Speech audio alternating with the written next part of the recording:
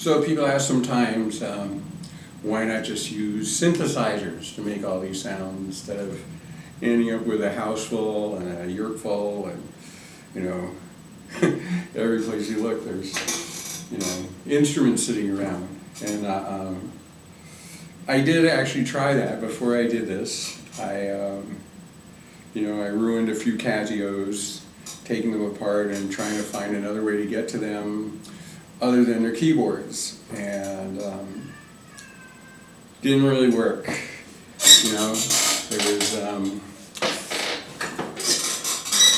maybe because I'm not smart enough, but it didn't really work.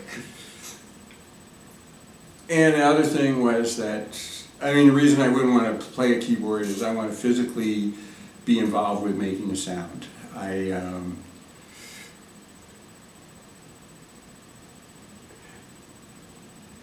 This isn't that much fun to me. Like, it's okay, I play this piano all the time, I enjoy that, and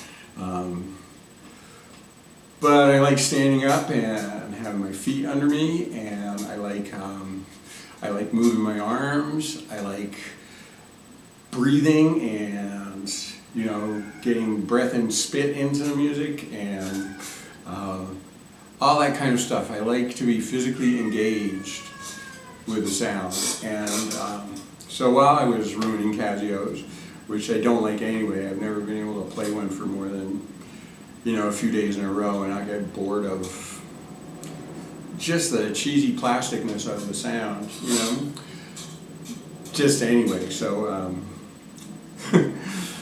so yeah, I wasn't really going anywhere, and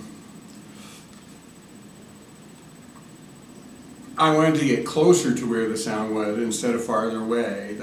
The thing with synthesis or even sampling, because sampling, like, you know, if you sample a note at one pitch and then play it back at another, it really isn't the same sound. You know, everything sounds different. You know, it's you know, it's just true. It's everything interacts in different ways, and you know, sound influences itself, and, you know, all kind of mixes together and like that. And the other thing is too, I don't want that distance from it. I don't really want to be like to me anyway, that's managerial. Is like, you know, you're taking this from here and that from over there and putting that over there, and I can see the appeal of that, and I understand and have respect for people who do that. However, for me, I want to, you know, I want to be in there like kind of doing the grunt work much more than I want to sit there and, you know, you do this, you do that, you do this, you do that, you know, like, let's do that. You know, I don't really aspire to be Pino Reeves and Johnny Mnemonic, you know. Hi, Wedgie. Reggie's my cat. Yeah, that's, I don't know, that's just not really who I am, you know. I spend my life as a blue-collar laborer, and I like that. I'm proud to be a member of the toiling class. So, you know, my relationship with music wants to be that too. I want to be like,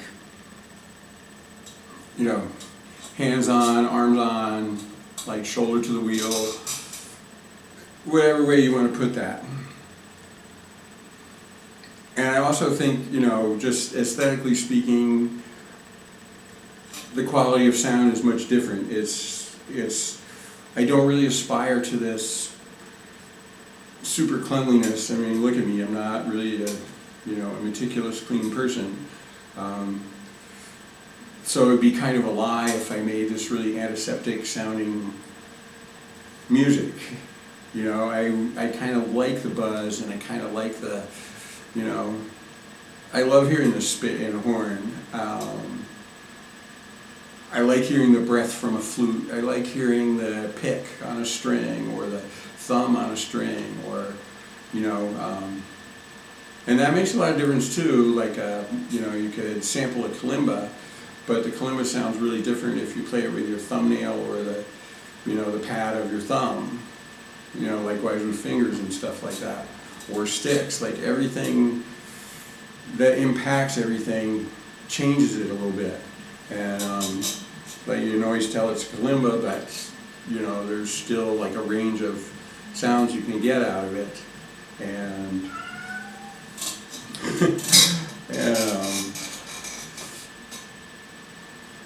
yeah, so the idea of a synthetic, like in an abstract conceptual sense, it makes perfect sense to me that you would want to have like this huge library of sounds, and you would just, choose them out and put them in place. I do have to say that there's not a lot of music I've heard made that way that really gets to me the same way as hearing somebody play a reed instrument does, or hearing somebody bending strings, or hearing somebody, drum machines just, and I have one, and I use one, and blah, blah, and, but the rhythm that comes from that doesn't really have great human meaning to me, the way that, say, there's a zillion great drummers in the world, and drumming is really fun. I'm not a particularly awesome drummer, but the act of doing it is really fun, and to confine that to a little box and little things you type into it and then sit back and have it go, that loses one of the reasons I play, is I like to do this. It's the same as we were in Star Trek and you could teleport yourself. Well, I would be the one thinking, damn, I wish I could ride a bike and get here,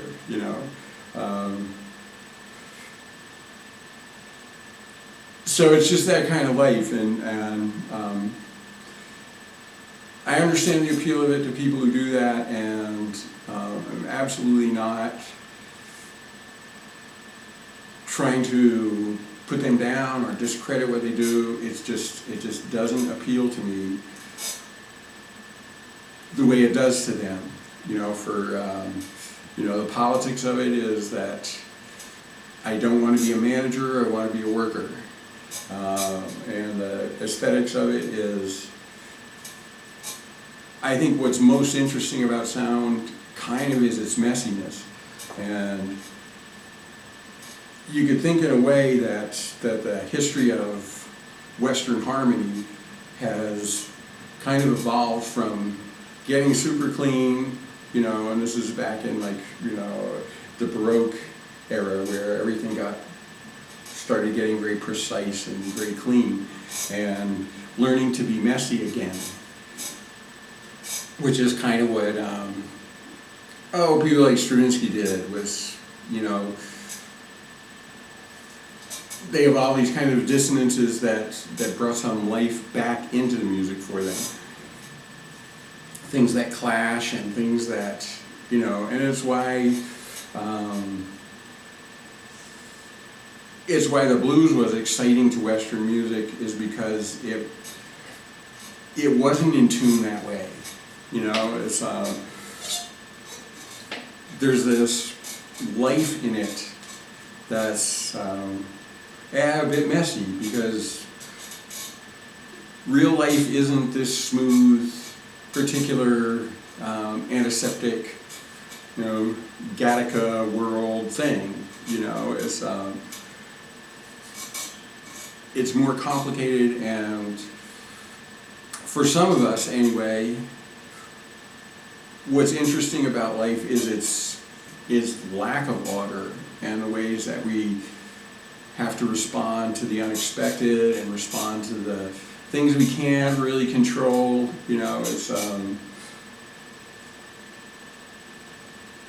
This is why cooking is fun as opposed to fast food, is because you have these ingredients and you dispose of them and they behave in certain ways according to how you how you dispose of them, and so to me, in a way, like, to use synthesizers is a bit more like, you know, going into In-N-Out Burger, or, you know, and just for the record, I don't eat and never have eaten, you know, fast food, French fries sometimes if I'm really hungry, and, you know, I've gotten milkshakes from In-N-Out before. But I don't really like that kind of food, and I don't really like that kind of sound, and most of all, it's the relationship that I have a difficulty with. It's the indirectness of it and the added distance of it that that just doesn't really connect up with me the same way. You know, it's not. I am interested in the end results of things, but the process is at least equally important, and maybe more so. You know, it's how you get there is more fun. You know,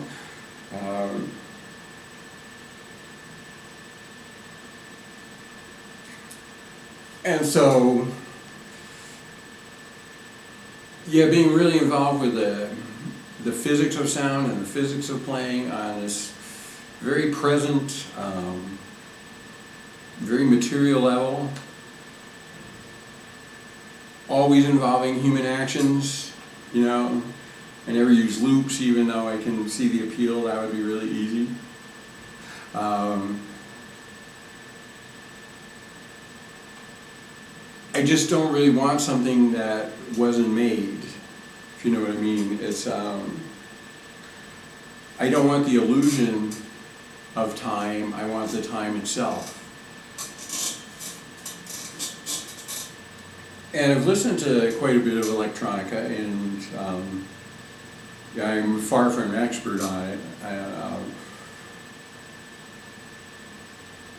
And its interest just doesn't hold me as long as, you know, stuff like Mingus and Coltrane I've been listening to, like, since I was 16. Like, and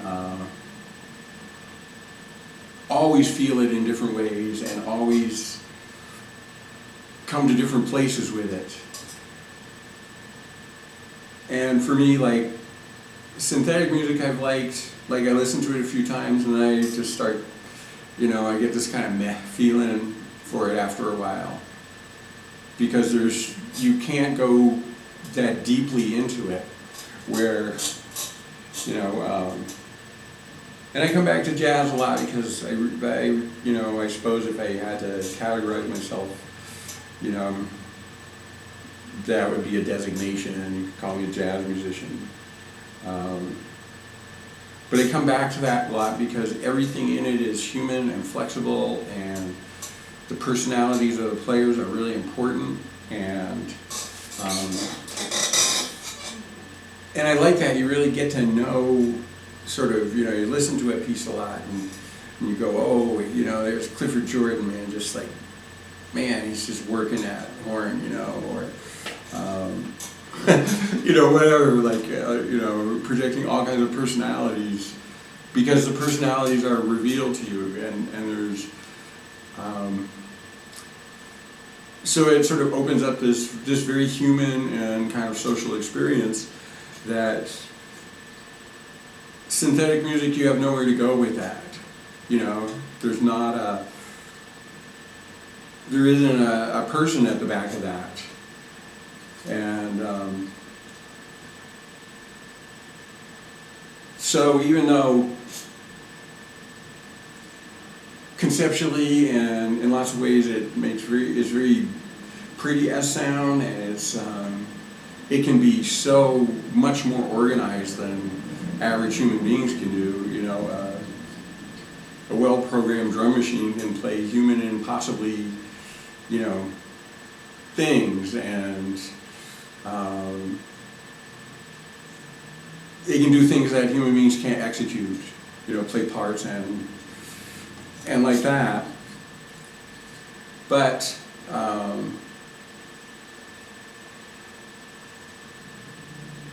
but at the end there is nobody home. And one of the great pleasures I have of listening to music, and this applies to composers too, is I feel I have an understanding of the personality of composers I listen to a lot, you know, Debussy and Stravinsky and Bartók and Boulez, you know, I really like all of them. Georgi Ligeti, you know, you really feel like you get to know them and they've revealed something about themselves. You know, it's more true with like people who actually play their music instead of people who compose and conduct their music or whatever. You know, there's a nakedness to a saxophone player that I don't think anything else in music really compares to how close you feel to the soul of John Coltrane or Charlie Parker or Eric Dolphy or, you know, Sonny Rollins, whoever you like to listen to that way. I feel like you get really close with them, and besides what you learn about music from listening to them, which is oftentimes a lot, you also learn about personality and life and society and all this stuff that's, you know, you couldn't put it in a music theory book, and you couldn't, you know, analyzing it as pure sound. I don't think that would really get you that far, but to know there's a human being like a John Coltrane or a Mingus or Charlie Parker or an Eric Dolphy, you know, knowing that there's human beings like that in the world, for me is very enriching and reassuring, and you know, I think of them as friends and good company as much as I think of them as, oh, I don't know, I don't really know what to compare that to, except for just people that you know, and I don't want to live in a world where there's no people to know, and the synthetic music tends to go there for me. There's like, I remember once upon a time, you know, back in the late 90s, you know, there were a lot of raves going on, and I had a lot of friends in rave culture who were, you know, hipster type people, and, you know, they took drugs and danced all night, and that sounded fine, right? You know, it's like, I love dancing. And so I went to a few, and the music involved just made me feel absolutely alone. Like, another nice thing about shows and concerts is like, you really feel like you're part of something when you're, you know, dancing with a couple hundred other people, or, you know, getting in the same moment in time and sharing with all these people the experience of perceiving something. And yeah, at a rave, it just wasn't like that. I really felt isolated, and it really felt like, you know, and it didn't surprise me that people were so concerned with being good looking and, you know, this and that. I felt like I wandered into this pool of ultimate shallowness, you know, people taking a knee and going, oh, I love you, and all that kind of stuff, you know, when they didn't actually give a shit about me. So, yeah, you know, I thought raves would be more like, what were they called?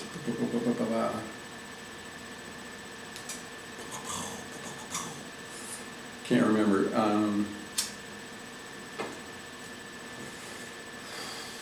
No, just blanking. Sorry. But yeah, I thought raves would be very much more punk, and instead they were very much more like something else.